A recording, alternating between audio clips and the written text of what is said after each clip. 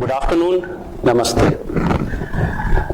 The world is celebrating the 150th birth anniversary of Mahatma Gandhi today, and I am delighted on this occasion to be connecting with the followers, the scholars, the practitioners, those who believe and uphold the values of the great Mahatma Gandhi. Mahatma Gandhi was one of those unique personalities that stood astride not only the 19th and the 20th century, but continued to influence the progression of the 21st century as well. It is a testimony to a great vision and a great thinker that it touches and continues to touch so many lives. It was significant that today, commemorating Mahatma Gandhi's 150th birth anniversary, we find him as current, as relevant, as pragmatic, as implementable, as relevant as any of our past generations would have had. And the test of it is no longer than going into the history, going into the writings, and going to the vision of Mahatma Gandhi. This is a day that my Prime Minister Modi, decided to commemorate in a big way, to give the world back what always belonged to the world, because Mahatma Gandhi was born in India, but he belongs to the world. His message was not of a country, of a nation, but his message was of humanity to humanity. And the beauty of it was that it was not derived from any high philosophy or something besides the humanity, but it derived from the day-to-day experience and existence of humanity. We don't have to look far that Mahatma, wherever he went, all that he needed was two empty hands. Be it Natal, Transvaal, South Africa, the practice of indentured labor there. We are aware that Mahatma Gandhi spent 23 years in South Africa. Those are the formative years where he generated, developed, practiced, and formed his beliefs in non-violence, soul force, truth, and in an innate goodness of humanity. Mahatma Gandhi always believed that there is a store of goodness in every human being that can be appealed to.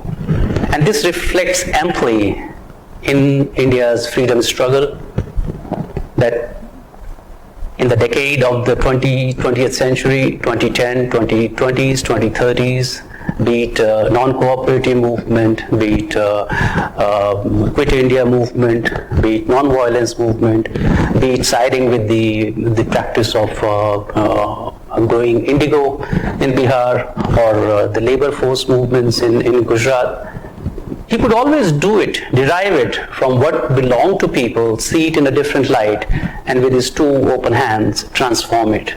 He had a great pulse on the people. And this is amply reflected that on the one hand, where Mahatma Gandhi was open and receptive and rather keen to learn from the experience of Henry Thoreau, of the Walden Pond in Boston, of Tolstoy, the Russian tradition, from whom he learned the values of humanity. And from Tolstoy, from Henry Thoreau, he learned the values of living in a friendly way with the nature, with the ecosystem, with the least amount of pressure on your surroundings. And where is that message more relevant than today, in an age of climate change? And there was this man who continued informing, shaping, transforming the communities that he was in touch with. You start with the 1990s. I said earlier that this was the man who single-handedly, singularly touched three centuries, the 19th, 20th, and 21st. The many aspects of the Gandhian beliefs that remain to be explored, perhaps, is the way he influenced anti-colonial movement in a number of countries. If we recall, the first half of the 20th century is also a history of colonialism and numerous countries coming out of colonial experience. The fact that so much of that could happen non-violently was due to Gandhian legacy. We do not have to go far. Nelson Mandela, he himself, he was an ardent believer in Gandhian practice of non-violence, on soul force, the power of truth, and the moral power being superior to the physical power.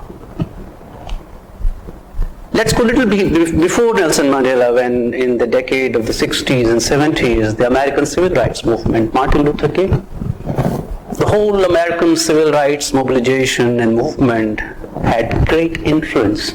It was greatly influenced by Gandhian beliefs, practices, and if we may call in today's parlance, successes.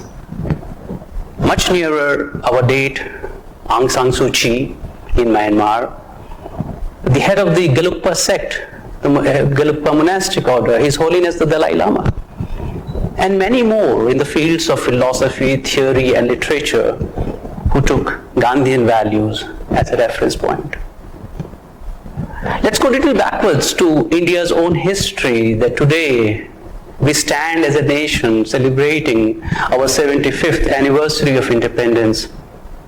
So much of that effort has Mahatma Gandhi's thoughts. When he would have returned as a 45-year-old from South Africa to India, he comes to Calcutta on a steamer, and from there he goes to Mumbai and stops over in Allahabad for a day. And he's writing his experience in South Africa. He's constantly corresponding with Leo Tolstoy about his experience in Transvaal. He goes to London to meet the imperial power, saying that we are the British citizens, and if I have to think of the welfare of Indian indentured laborers in South Africa, let me appeal to your good soul. And that Mahatma Gandhi, when he turns on the horizon of India and Indian freedom struggle, completely transforms it, gives it entirely a new shape, a different vision, a self-belief. If one reads the history of Indian freedom struggle, it is not a freedom struggle in the decades of 1910, 1920s, 1930s, and 1940s. These are not stories of weaknesses. These are stories of profound belief and successes that it's going to happen.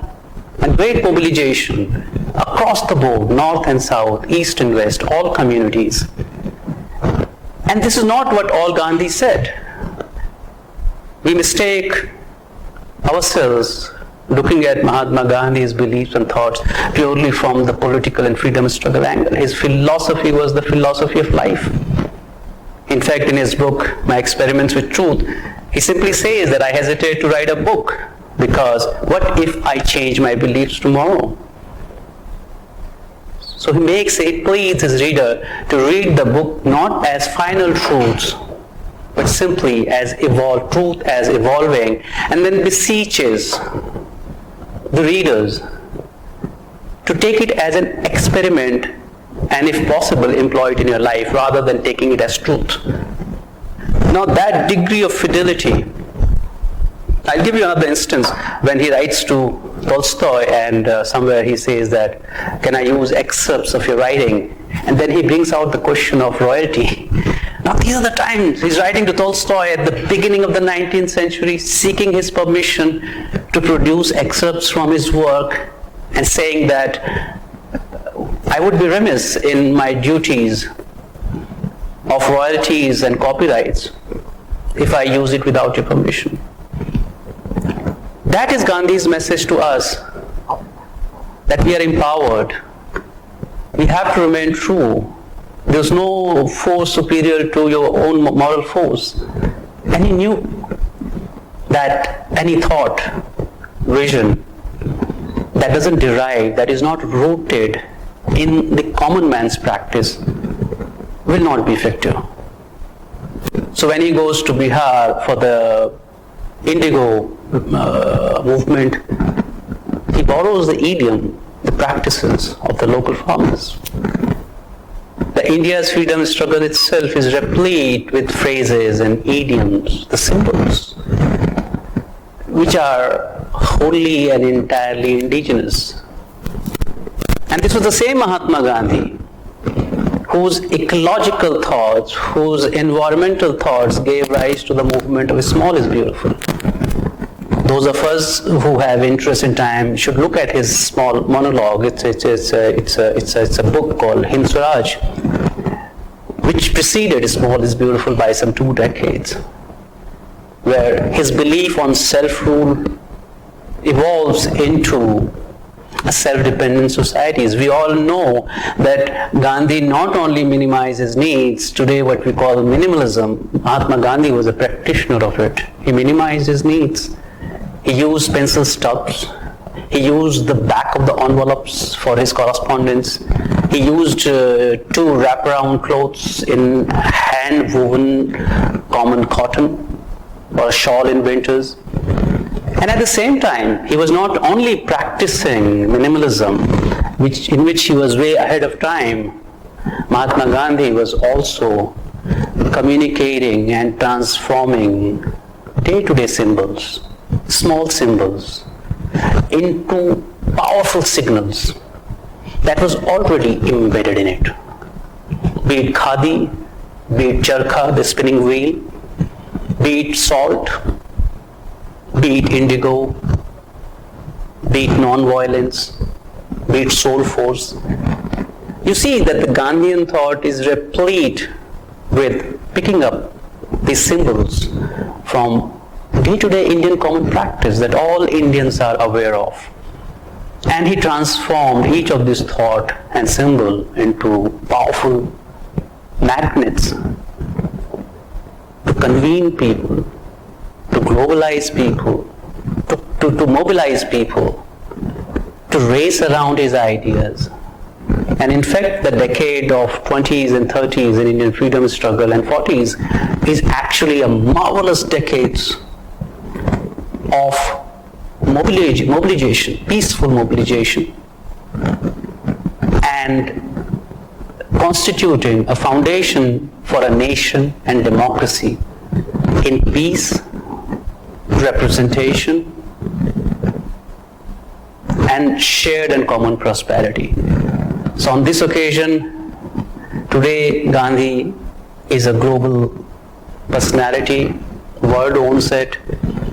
I hope this celebration today brings those of us and more of our future generations together in sharing his values, his readings, his beliefs, his practices. And I hope with this effort in Kyrgyz Republic, we will be able to transmit Gandhi's message of peace, non-violence, of collective and shared prosperity to our future generations. With these words, friends, I convey my congratulations and my regards to all of us on this occasion of the 150th birth anniversary of Mahatma Gandhi. May we all enjoy peace and love. Thank you.